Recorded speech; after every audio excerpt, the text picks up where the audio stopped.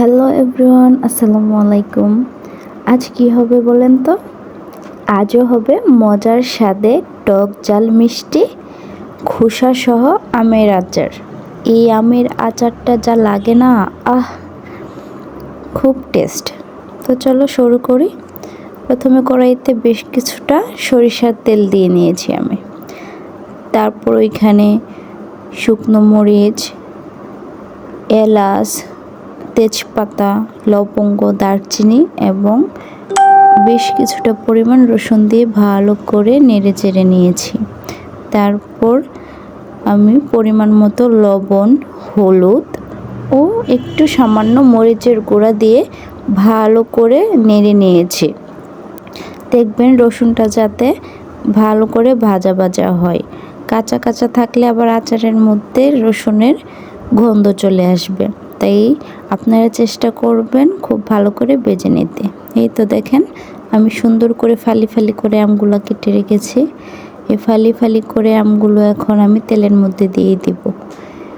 এই আমের আচারটা এত ভালো লাগে খেতে, মানে যদি কেউ একবার ট্রাই করেন দেখবেন যে আপনি বারবার এই রেসিপিটা করতে চাইবেন।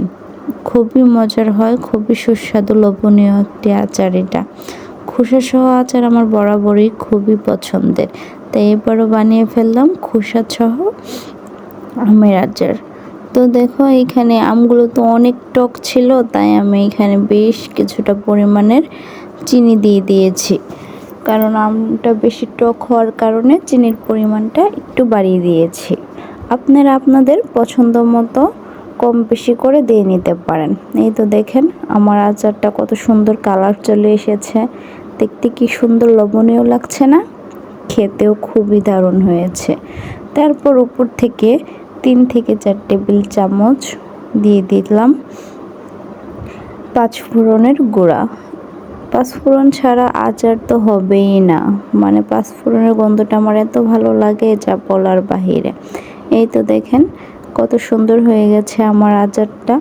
পাঁচফোড়ন দিয়ে আপনারা 5 মিনিট ভালো করে রান্না করে নেবেন আমগুলো। তবে দেখবেন বেশি নাড়াচাড়া করবেন না, নাড়াচাড়া করলে খোসাগুলো আম থেকে সরে যাবে। তো পরিমাণ মতো চিনি এবং পাঁচফোড়ন দিয়ে 5 মিনিট জাল দেওয়ার পরে এই যে দেখেন আমার আচারের ফাইনাল লুক। তো আমার আচারের রেসিপিটা কার কার ভালো লেগেছে অবশ্যই কমেন্ট করে জানাবেন।